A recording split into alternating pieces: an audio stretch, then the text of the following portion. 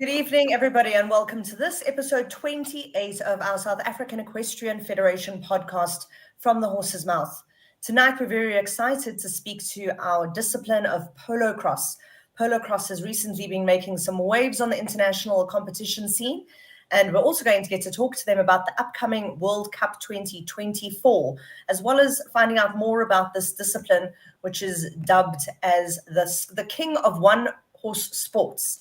Is that correct? Our PASA president, Manfred Rowe, who has joined us here tonight. Good evening. Thank you for joining, Manfred, all the way from KZN. Yeah, thank you very much. And apologies for the delay. Yes, sorry, everybody. We had some technological demons. Manfred is thankfully better at Polocrosse than at technology. So we're very grateful he's here to impart some of his wisdom with us. Manfred, do you want to tell us a little bit about how your love affair with Polocrosse, sorry, I know that's a ghastly error, came to be? It's actually strange that I need to correct you immediately that I don't actually play Polocrosse. I watch it, and I watch all the family around me that play. Debbie plays, Emma plays, Angus played for a while, but I've never played. I entered the sport very late, and as a veterinarian, I find it fascinating because it's rugby on horseback, really, and the fatigue and the exercise and the exertion and the speed at which the game is played, especially at a very high level, absolutely fascinated me. And with time, I think I just seem to be the target or the villain to be roped into help run the organization, and that's where I've ended up where I am. So I don't have the depth of knowledge and the depth in the history of the sport as many other people might have. And I know Sarah's family's been involved for a long time, Sam as well with her family. So I'm probably the newbie, even though I'm deemed to be the oldest in this room.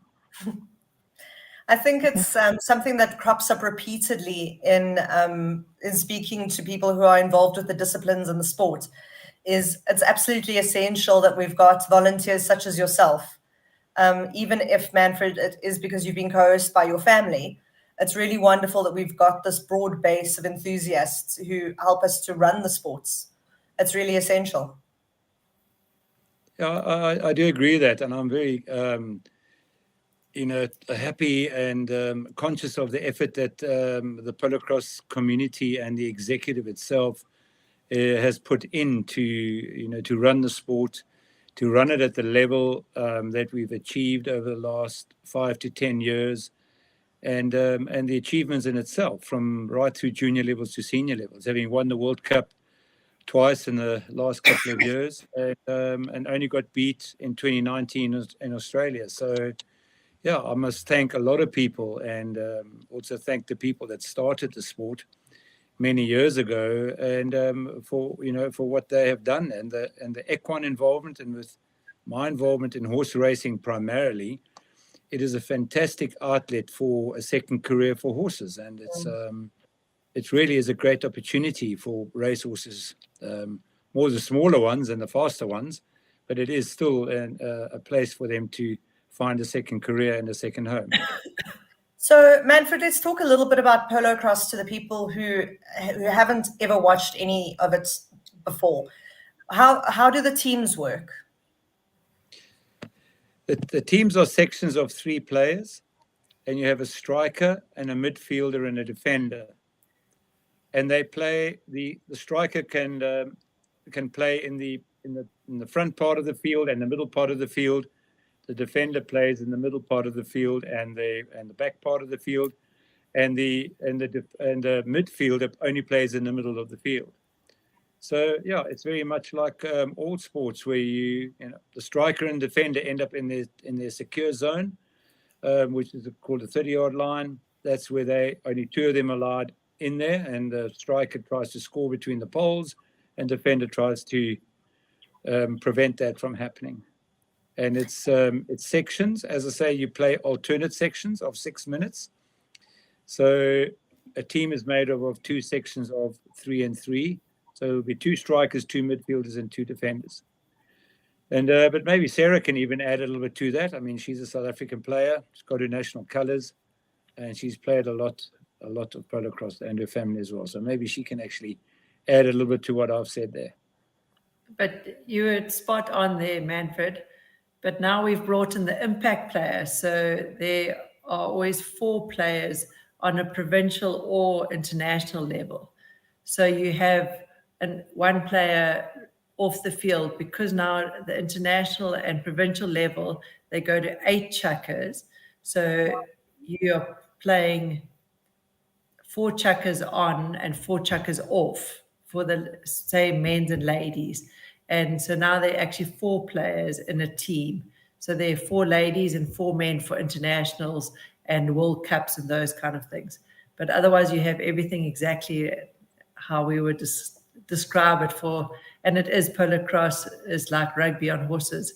It's very physical, very fast, and the ball is the most important part of the game. Apart from the horses are very important as well. And can one of you give me a little bit about the roots of the sport, how it originated? Sarah, do you want to say something, or? Sure, now you'd have to, I'd rack my brains now, but I know Charles's mum and Anne Tim were one of the founders, and they started in Shongweni, but I'd have to go back on dates, but that must be 60, 70 years ago. Yeah, so Charles's mum passed away 5 years ago, and she was one of the founder members with Anne Tim, and it originated in England. If am I, Manfred, are you maybe? Yes, you are correct. It originated in England. In England, then moved to Australia, and then actually came back into Africa via Rhodesia or Zimbabwe now. Yeah. And then it came from there into South Africa, and it started its roots more in the escort area. And this is according to, Jack Higgs. I think he was a president at the Matamu Polocrosse many years ago, but it then also filtered into Shongweni. So Shongweni became very strong. Escort became very strong, but that's really where it started. And in 1948, 1950s, that's when polocrosse started in Southern Africa. I was really interested when reading up about it to see that lacrosse, I thought lacrosse was very much for private school boys in America, but it's actually got its roots in the Native American Indians, lacrosse itself. And, it's just interesting that they were such intuitive horsemen. So to see this discipline arise out of both of those, I thought was really fascinating. And it did make me chuckle to see that the Australians say that they consider it one of their only 3 truly South African Australian sports. So it makes sense that our natural blood rivals in every sport that we have are here trying to lay their claim to polocrosse as being their national sports, just about, in everything that I've read. Yes, as it says here, it is really a mix of polo, as ancient and old as that is. That is very ancient. And a mix of the American Indian who played lacrosse. And then being horsemen, I think they combined the two. And so the sport was started. So if people in South Africa want to start polocrosse, I think the team sports, particularly for equestrians, feel quite daunting to engage with. How would someone... I understand that you're going to say that the best thing to have is a thoroughbred. But if somebody, especially a kid, has a horse that they would just like to play around with polocrosse, where do they start, Manfred? How do they begin to engage? It is very much a family sport, and it is set around a club structure. So the most likely form for somebody to get involved is to be part of a club, or a club that has a discipline as a sport, or through a friend of the family or a family itself that plays. But if one would just read about it and wanted an interest, one would, I'd go to the internet. You can have a look at Polocrosse and see which clubs. There are a variety of clubs all over the country. And literally, if you can ride a horse and you play hockey at school, I think you've got a fair bit. You might have to change your saddle a bit, because I just realized the other day that these show jumping saddles are called easy art. I think if you play Polocrosse on an easy art, you must probably be easy art often out of the saddle, because the saddle is a little different and holds you in a little bit. So it almost does look like one of the Australian stock saddles. It's got quite a thigh block there. Yes, yeah. I mean, maybe Sarah can comment on that. I'm normally standing on my feet and watching people play. No, it's definitely. So we definitely have brought all the Australian stock saddles into South Africa. Oh, okay. So we would get them from Australia, or Johnson Brothers used to make in Zimbabwe. We would get, but now we've got Bomber Equestrian making in South Africa, and Gordon Shaw's also making in South Africa. That's fantastic. Yeah. So basically, you need a horse, one that hopefully has a bit of steering and speed, and is not scared of a stick waving past its eye. And then the saddle's the next most important thing. And remember, our community we're not a big community. So everyone is so welcoming if somebody's new, because we all know each other. So if somebody arrives that's new and says they want to come and play Polocrosse, everyone is like, oh, you want to learn how to play Polocrosse? And they'll give them so much advice and input. That's lovely. It's true what Manfred says. You must look on the internet which club is close by to you. And I've just hopped onto your website, which is polocrosse.co.za, and I see there at the bottom, you've got quite a lot of information. So if people scroll to the bottom, they can see there's information there about tournament procedures, the rules, clubs, obviously. So that's a really helpful starting point. And on the clubs, it's got all the contact details of the chairman or the secretaries. And so if you contact any of those people, they would be able to help you to come to a practice and learn about Polocrosse. And get an introduction. I'm keen, although I think Manfred's idea of standing on the sidelines and, having an opinion from there is a lot easier. Georgie, I'd love to see you on a Polocrosse field. But I'm having a look at these saddles and the dressage. To do dressage in one of these saddles. I think I had a stock saddle. Yeah, the dressage theory of you being on your own in the arena is probably safer than being on a Polocrosse field. Listen, definitely safer, but this looks a lot more fun. Georgie, I said the other day, I ride my mountain bike quite a bit in Shongweni. And I often come across dressage riders, show jumpers, and just pleasure riders in the sugarcane fields, and it's always quite a daunting experience to this meeting space between horse and mountain bike. And I actually said to somebody the other day, you know what, you'd be a lot easier or better off if you'd actually purchase a Polocrosse saddle and did all your art rides in a Polocrosse saddle. Absolutely, they'd be far less anxious. Of falling off. And maybe one should use this platform to help Gordy Shaw sell more saddles, because the whole of Shongweni could have a jumping saddle and an outright saddle that is a Polocrosse saddle. Yeah, I love it. Although I'm seeing some images of you guys hanging off the side of the saddle, and I hope there's some Velcro. So maybe we can get a breeches manufacturer involved to have some Velcro in the seat there.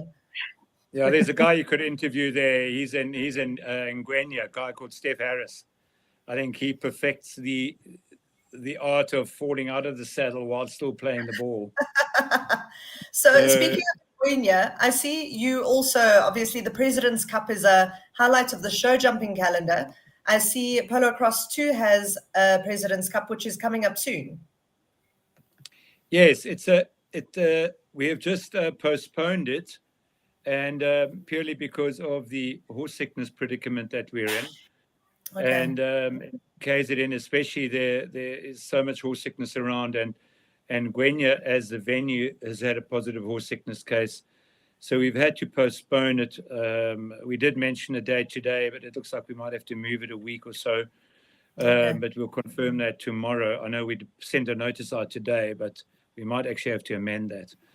it's a great tournament in my mind, where players enter on an individual basis, and then the tournament organizing committee actually makes the teams up in all the different categories. That's really lovely. It gives the individuals an opportunity to connect then. Yes, with other players, and you match the teams as evenly as possible so that you really get exciting matches right through the tournament. Polocrosse otherwise is a little different. You sort of make up your teams and you have your favorites that you want to play with, and you have these little vendettas and rematches against people that you've played with before, and it becomes a bit like it's basically just like show jumping. Rugby. It's great. School rugby, when you have these derby games, and you don't speak to each other for a day or so, and then you make up in the pub. Oh, that's great. This sounds a lot more fun. Again, like show jumping, but show jumping they don't make up afterwards in the pub necessarily, I think. Yeah. And what are some of the basic rules, Manfred, before we move on to Sarah? Like, are there besides the saddle recommendations, are there other tack limitations? Maybe Sarah can lead us through the tack limitations. I think I'd prefer if she said something there. We only wear bandages on the legs and coronet boots just to protect the horses. It's always about the safety of the horses. But the rest is, you can ride with a martingale or a head check or whatever and you can ride with any bit that you'd like. There's no limitations on that. They do say that we aren't allowed to ride with a running rein, like a polo player plays with a running rein for safety in polo. In Polocrosse, they say the less tack that you have on the horse, because it's such a contact sport, you don't want to interfere with tack as well. That can get hooked onto other players. Yeah. But the game starts with a line out, so everyone is standing, the ones are next to each other, the twos are next to each other, and the threes. So the attacking player is the one, the midfielder is the two, and the defender is the three. And the ball is thrown in by the umpire, so everyone starts fairly. And then once you've got the ball, then you have to try and score the goal but everyone else can defend them by riding them off or can hit their racket, but in an upwards movement. You're not allowed to hit downwards, you have to hit upwards. Okay, so it's very much like, so like a scooping motion, like in lacrosse. Yes. Okay, it's very much like lacrosse. So and what gets you into, like, I'm quite thrilled by the violence of this, Sarah. What gets you into trouble with the umpire? Well, if you do, that's all about, as I said, safety for the horses. So you can't ride behind the saddle. You can't, when you ride somebody off, you have to be shoulder to shoulder. So if there's a line, if the ball travels in a direction, that's the line of the ball, and no one's allowed to cross that line. So so you don't end up with having an intersection crossing that you jumped a red robot, that kind of idea. So it's always like safety for the horses and safety for the players as well. So no one gets hit on their hands or anything. That's why they try and say upward movement, and it's not allowed to be a wild stick swinging. But and if you violate sorry, Sarah, if you violate one of the rules, so then you would get a penalty, either from the spot or they would move it further up the field, depending on the seriousness of the penalty. And then the team that got the advantage would start with the ball, and then they have to throw the ball to themselves or pass it to one of their players. And then Sarah, moving along, unless there's something from a rules perspective that is very important, you went over with our junior South African team now, who competed in Australia recently, correct? That is correct, yes. And that's just sounds like the most wonderful experience for a team of young riders to have had. How did that come about? It was an absolutely amazing experience for the under-16 team. And remember, we had probably 20 players to select our under-16 team from, where Australia we were at a tournament, there were over 1,500 players at the tournament. That's incredible. There were 8 fields there. It was in Albury at the Albury Wagadoon, I hope I pronounce it correctly, Equestrian Centre. Mm-hmm. And they had a men's division, a ladies division, a junior division. They coached for 4 days before, and then just a normal tournament. So our children were exposed to the highest standard. When you say Australia think they are started the sport, when you see that, they can say that they started the sport, because it is amazing to see. And all the fields are running from 7 o'clock in the morning. And then they even have 8 o'clock evening games, 3 games in the evening on one of the fields. They'll have lights and they have evening games. So it is unbelievable, yeah. And so you said we had a pool of 20 riders to choose from. What is the team selection process for something like this? And what was the event? Was it just a friendly international or? No, well, it wasn't. I think it was an international, South Africa against Australia.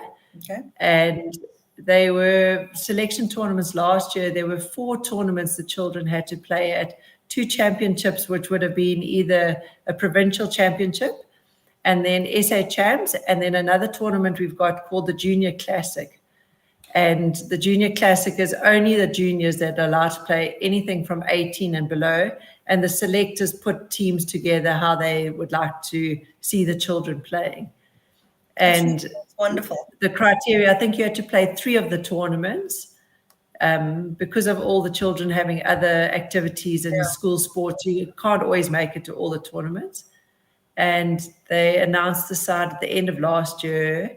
And then they had a camp, probably once a month they tried to get together. So they had a lot of preparation before they went to Australia and practiced together and team building, which was amazing. That's great. I think the benefits of a sport like polocrosse just does have that team element, especially for young riders, that is often missing from a discipline like perhaps dressage. And it is definitely a team sport, because we had the 4 girls and the 4 boys, and you had to, I mean, they're 16-year-olds, so you have to manage all the different hormones and all that. So the management team was brilliant, and they looked after the children. Sarah, it's no different when they're 50-year-old, I don't think. No. And remember that, so we arrived there on Sunday, and on Monday they got the draw. We did the horse draw. All the horses were trotted out, vetted. It was done very professionally. And then we did the draw in front of everyone. And so we got a pool of 12 horses, South Africa. And from Monday at 10 o'clock, we did the draw. It was totally up to us that we had to look after the horses. So we had no grooms. So that 8 children had to feed, had to be there at 6:30 in the morning to walk their horses, because they were staying in Smith. So it was actually, it was team building and also child building, because if you can imagine South Africans with all our grooms and what we have here, and we're not lazy. They kept on saying, "Oh, you must be lazy children." And I was like, "No, we're not lazy children at all." That's great to hear about that experience. What does that do for young riders? I spoke to Oliver Lazarus, who's a South African show jumper based in Europe, and he's been going overseas since he was young. And he said it's honestly one of the most important things that could happen for a young show jumper's career. How important are these? I don't want to call it just a competition. It's really, to your point, it's character building. How important is that development in your sport? I think it's amazing for the children to actually have seen, and all the hospitality or hospitality around them, because so many people, they made such good friends, and everyone said afterwards, if you finish school, come and visit us, come and play for the season here. It just makes your family so much bigger. And so I think it was amazing for those children to be able to ride other horses, because they all play Australian stock horses, which don't run like our thoroughbreds. And we play probably 90% thoroughbreds in South Africa. So our game is much faster, where their game is much more on technical. Oh, so that's interesting. So some lessons coming out of that experience for the South African juniors then. Definitely. And what were some of the big takeaways for them, Sarah, and they were over there for a week, you said? They were over there for a week, and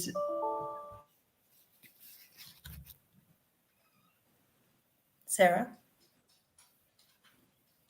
I think, I wonder what happened. Maybe I heard the Windows shutdown noise. My brain feels like that before I've had coffee, dun, dun, dun, dun. But perhaps that's a perfect moment for us to move on towards you, Sam, who operates as the events manager for PASA. And I was really interested to read about the World Cup coming to South Africa in 2024. I believe we have hosted it before. Yes, we hosted in 2015, and I was very minimally. Hi, Sarah. Sorry, we're just chatting to Sam. Sarah, we'll come back to you. Okay, should I carry on then? Yes, Georgie? Please carry on. Thanks. Yeah, well, I wasn't involved in a huge amount, but there was another lady, Jill Cooper, that was integral in the running and setting up of it. And since 2015, we at Shongweni had revived our club, and since 2016, we successfully hosted a lot of Polocrosse World Cup Polocrosse high goals. And we gained a big worldwide following for that. So when it came to 2019. Sam, what is the high goal as a competition? How is it different? So it's pretty much a prestigious tournament where we invite people to build a team, which has a limited handicap, and you can get players from all over the world to participate. And we used to play for winnings of auctions. So what we do is we'd have a prestigious. Right? Can you hear me? Yes, we can. Sarah. Welcome back. We'd have the most chaotic podcast. I'm so sorry. I'm blaming the Polocrosse people.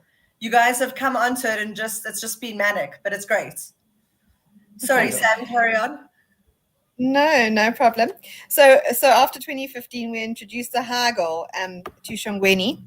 We actually were driven by a sponsor to start something up there.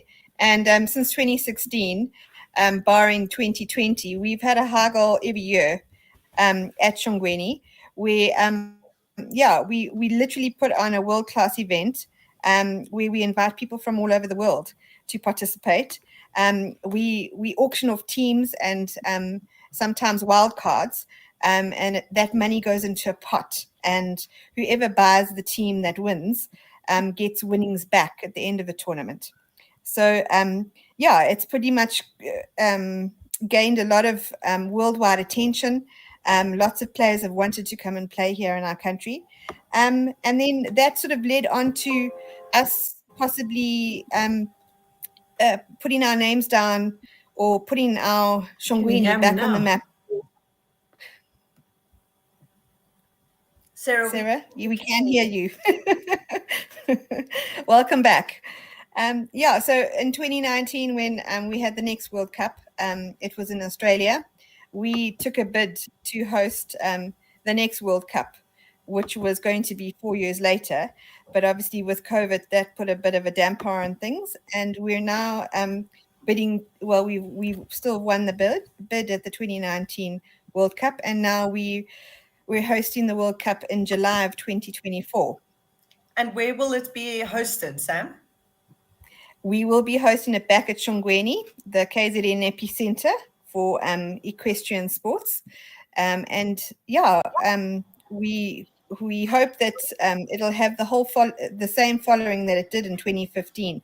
On all the playing days, we recorded about 15,000 people over the period that came and visited.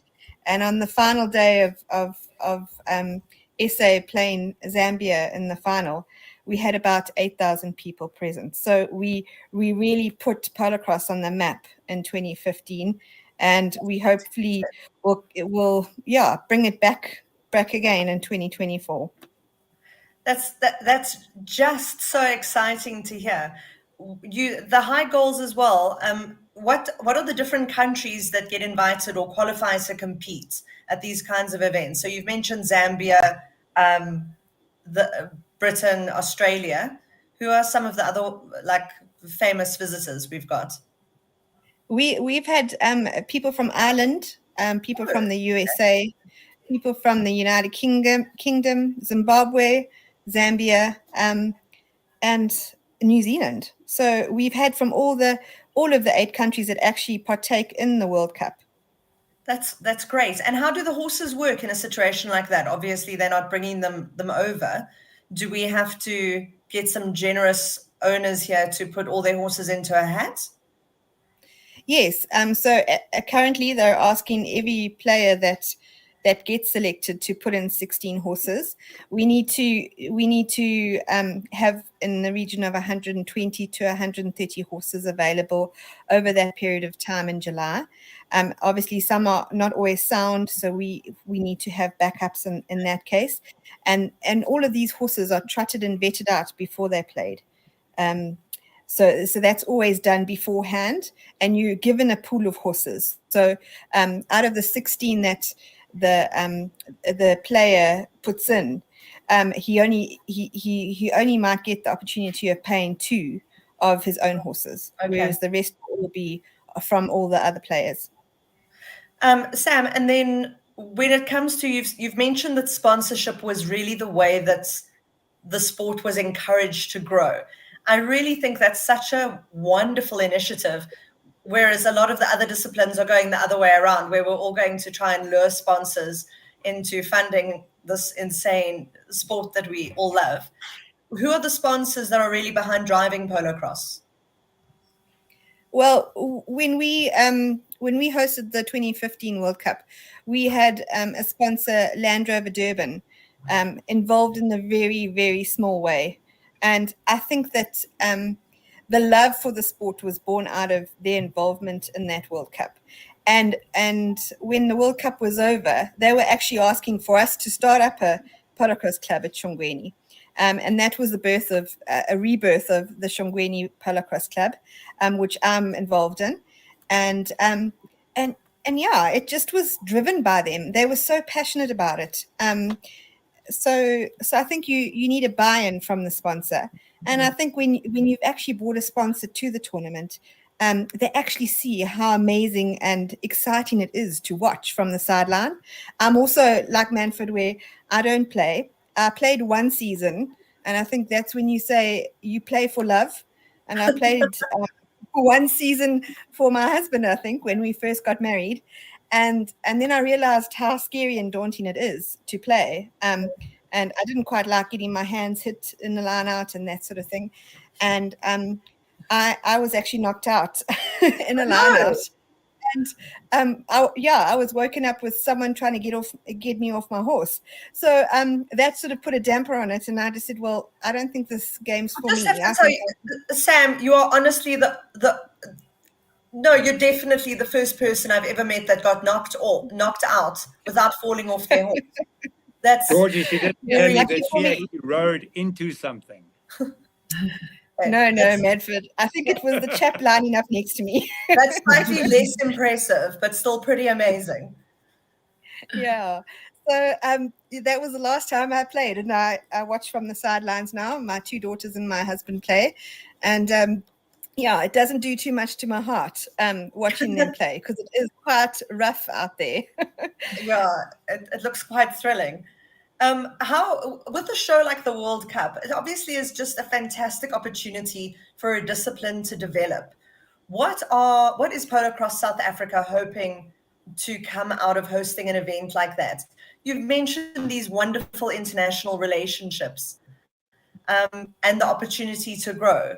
What else are you looking at?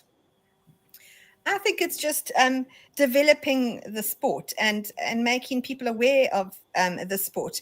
I think after COVID, we all wanted something to do outside. And this is something to do outside. It's something to do outside with your family. It involves an animal. It doesn't mean it doesn't mean you have to play. Come and watch it. It's just thrilling to watch. And it's just an amazing sport that not many people know about. So I think we need people to it. How big are your numbers in South Africa? I think we have 120 members at present. Our numbers have dwindled.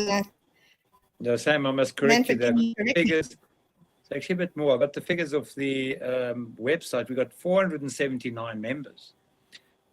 It sounds a bit high, but that's what came off. Now, members are obviously playing and non-playing members, but you must probably on about, I think, 300 playing members, maybe. 722 horses are registered on the system. And so would your average rider, they would have to have more than one horse? Yeah, you know what? I think maybe, I don't know, I'm interjecting here now with Sam. But as you said right in the beginning, what the mission statement on the website still says, it's a one-horse sport, which it actually has changed, and I'm very glad it has changed, because it's now really become a multiple-horse sport. So most people have at least 2 horses, if not more than that. And the formats of play in the last 5 or 8 years, we've introduced different formats of multiple horse plays, and it's made a significant difference to the welfare of the animal. And Absolutely. we're having a significant lesser numbers of catastrophic injuries.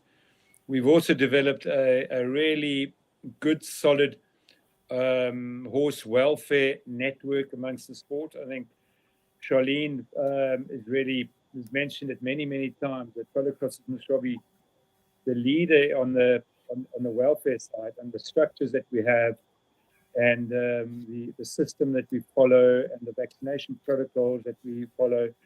The Polocrosse has really come from possibly not having the best reputation to most probably having one of the better reputations. And I must say, it's really got to do with the umpiring and the welfare aspect in particular, that I think the horses really find a good home as a second career. That's really wonderful, and I do know that it's on the radar for people involved with the Thoroughbred Association, the Thoroughbred Breeding Association, to join hands in the future, Manfred, with these sports that are so thoroughbred dominated. And I think it's wonderful, as you say, to see these horses going on to have these really vibrant, wonderful second careers. And I think from what I've seen with the Polocrosse horses, they get their own little fan club. You know, they're quite notorious, these really good horses on the field. So I find that quite fun. Yeah. There's quite a bit of breeding going on. I mean, Sarah and them, she can tell you now, they breed a certain stock horse, thoroughbred cross, and even a pure stock horse range. And so do other people in the Midlands, Peter Choice, by example. And so there are a significant number of Australian stock horses around, and then a part-bred, thoroughbred Australian stock horse. And so there's options. There's a lot of embryo transfers, artificial insemination happening. So the sport in itself contributes even from the veterinary aspect a lot. You know, at the high end, where a good filly who's still playing, a breeder mentioned to me the other day, produced 4 embryos in 1 year and still played the whole season. So that's quite incredible. phenomenal from a technology point of view. I think it's also interesting to see, you know, a lot of the sport starting to breed for itself, as opposed to adopting horses from outside of the discipline. So that also becomes a lot more interesting to follow the sport in the next few years. Yeah, I think both are good. It's good to breed your own type, and and because the own type is needed. But from a thoroughbred racetrack veterinarian, which I am, I think it's really great to have a sport where there is a really good offset for your thoroughbred. And the thoroughbreds are superb athletes. Sarah, They are quick, yes. Yeah. I'm back. I'm sorry. No, it's fine. Sarah, the one thing I did want to ask you is I was interested to see that there seems to be a variation in the rider protective gear that they wear, whether it comes to helmets or knee guards or anything like that. Is there any must-have for riders? So they only say that you need a boot with a heel, which is any riding discipline, and just for your leg protection, and a helmet. But that's the only official one but now they've got face guards, and they've got elbow guards, and they've got gloves and knee guards. So everyone is protecting themselves. I mean, we talk about it like it's a rough sport, but we're adrenaline junkies. That's the whole thing, that we love the sport because it's so fast and so hard. So I could never say that it's rough, because it's actually not rough. It's just, you'll get yourself caught out if you are in the wrong space at the wrong time. But if you're quick enough, you can get yourself out of it. So it's not a rough sport. It's more of a quick thinking sport, and your horse has to be a top performer. As the biggest player amongst everyone online here, Sarah, what is your number one recommendation to people starting the sport? To love your horse first. You have to love your horse to get to the stage where you want to play polocrosse or any discipline of horses, because you need your horse the whole time. So if you've ridden your horse and you've got your horse fit and you've got your horse prepared, then you'll be able to have a good game. Yeah, I love that. I think there's so many interesting crossovers between the different disciplines. And if you look at the speed and the rideability and the maneuverability of a polocrosse horse, I think there's so many, it's something that the show jumpers, it would be interesting to have that intersection. Maybe we can have a massive interdisciplinary show, and we can do a challenge team and get some show jumpers to come ride some polo ponies. I'm sure if I got in your dressage horse, it'll be able to do quite a few polocrosse moves, because once it's schooled properly, it can do any discipline. I know the high-end discipline is going to be different, but definitely if it's schooled properly, it can do most of them. So I don't know that there are many dressage horses I would lift up a stick on. No, I wouldn't, and I wouldn't run it, because I don't think it'll stop at the end. Yeah. Sam, when it comes to if I can just, sorry, go Manfred. A little bit there. We have spoken about it being a rough and tough sport, and I would hate to put people off, because yes, it is physical in a way, but it's very well controlled and ruled, and the modern game has also changed a bit. I think, not that I watched that much polocrosse earlier, but it seemed to be a lot more contact, and the ethos of play nowadays is to play into space, to play, let the ball do the traveling. So the better you play, the more there is space, and more you play into space. And I say it's very well refereed and controlled. So there shouldn't be a hesitation that it is too rough for anybody to join, because it is really, there is a lot of space to play. And the more you play, the more you actually need, the less you need the contact. I think it's easy for someone like myself to speak to you now about the World Cup and to go and Google a World Cup game and watch a video of it. That's obviously the end product. It's not the starting place. So just like all the disciplines start at a much milder, safe space, I think that's the obvious takeaway here. And hopefully we can see if there's like some open days that clubs are willing to host, that people can just come around and see what the sport's about in a sedate way.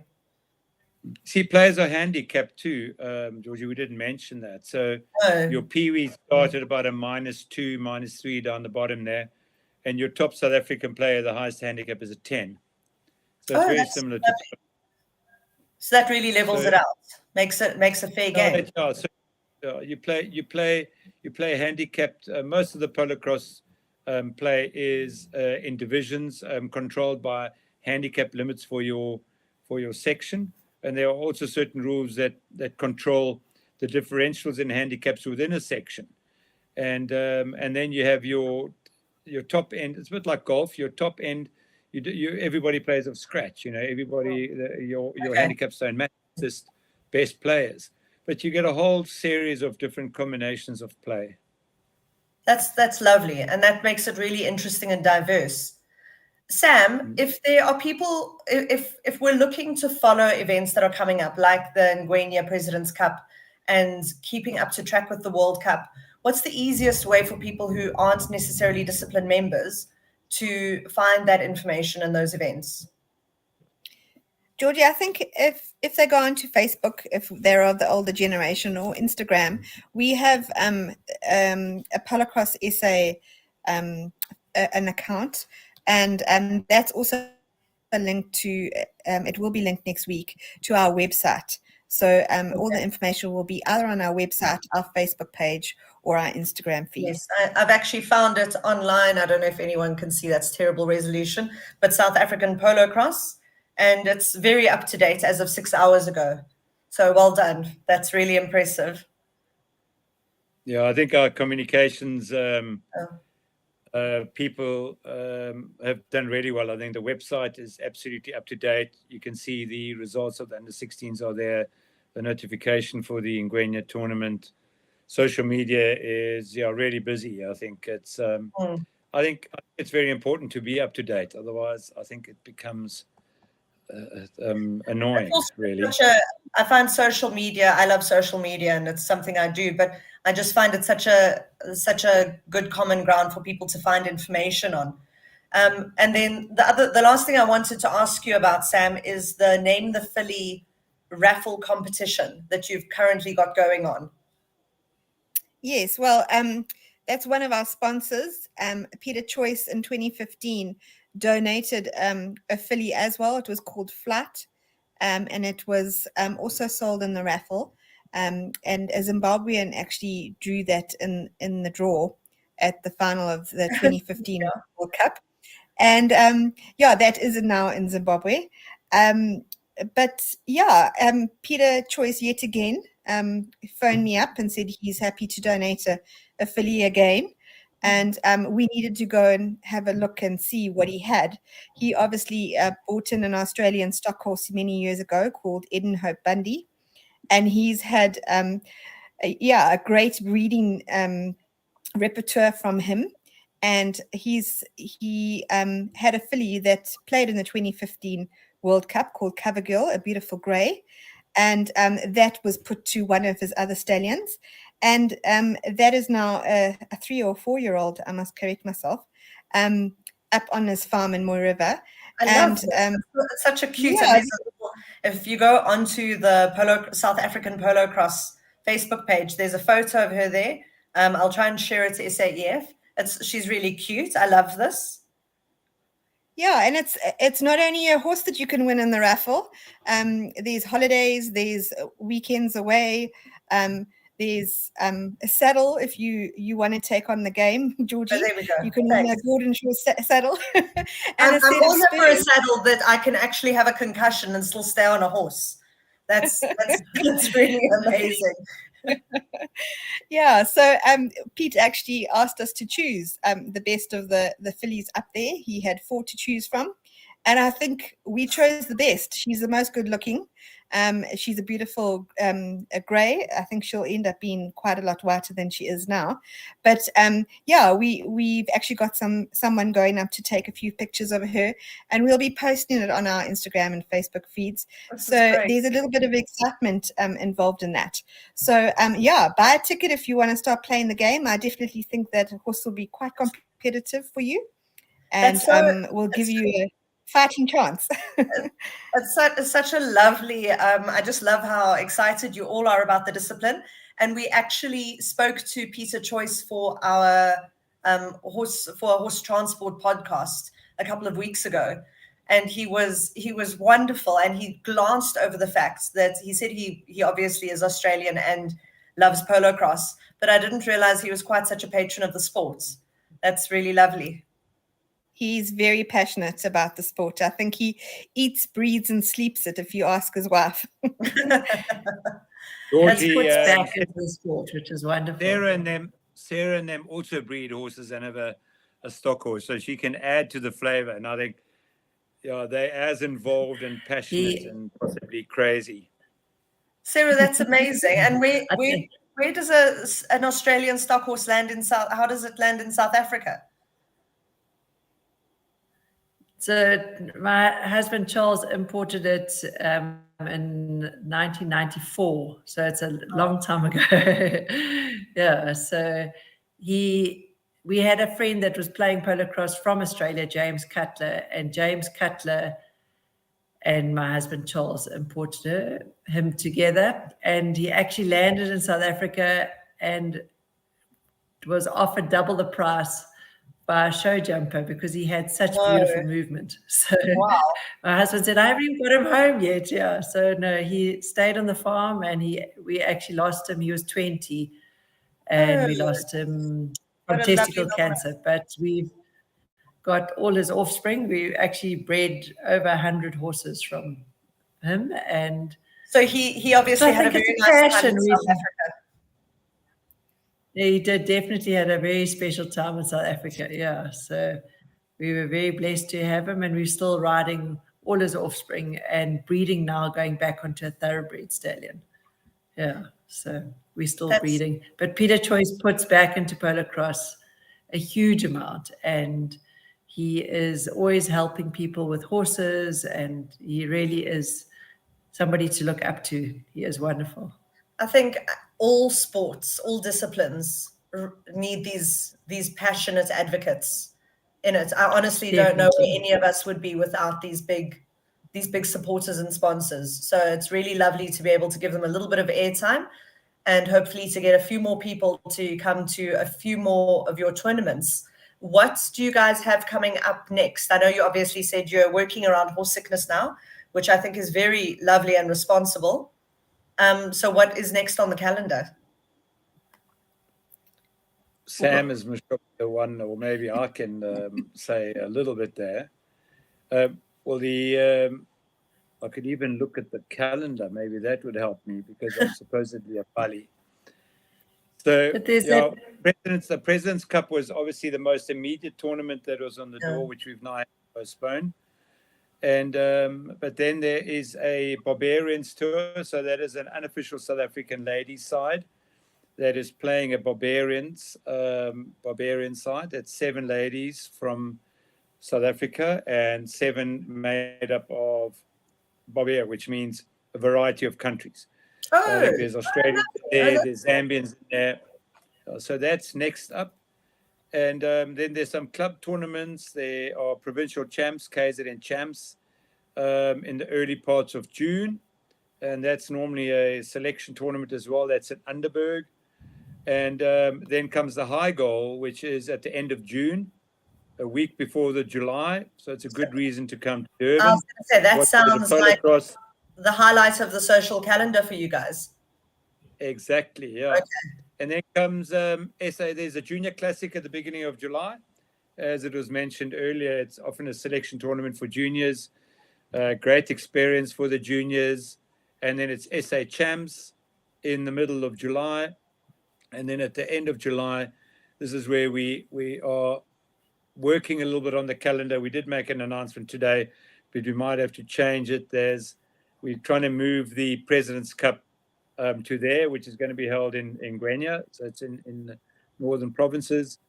And we've got an Underberg tournament, a Walkerville tournament, where we've got so there's something in every province for everyone to come and have a watch. There's a Northwest Classic and a Cape Classic. Yeah.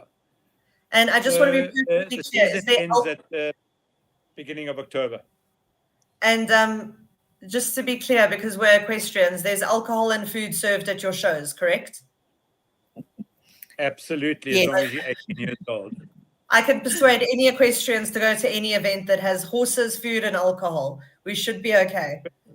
Yeah, but you need to come to the high goal, because on the last day of the high goal, apart from all the winners and whatever goes on there, we're also announcing the World Cup side. Oh, that's very exciting. Okay. Well, we're really looking forward to hearing about that.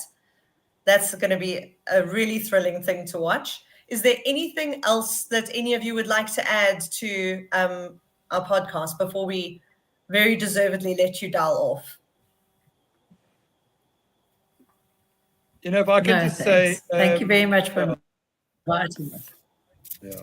Please go, Manfred. There are lots of clubs. As I say, we represented in 6 provinces.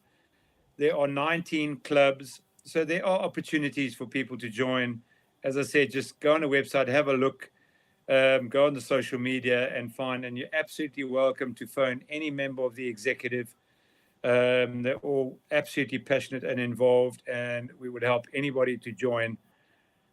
And yeah, the development is crucial in our game. The transformation is crucial, and we're working on that. And we really love to get anybody involved as much as possible.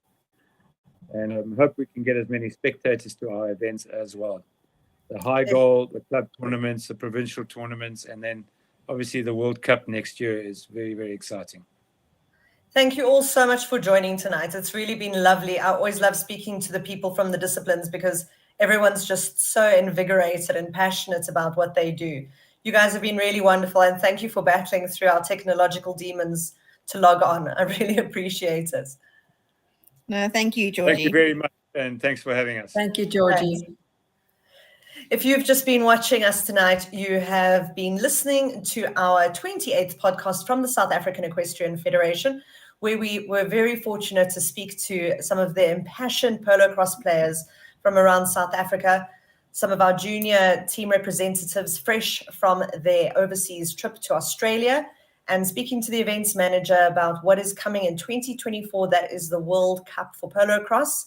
Thank you to everyone who joined us tonight, and we'll see you next week, Wednesday at 7 o'clock.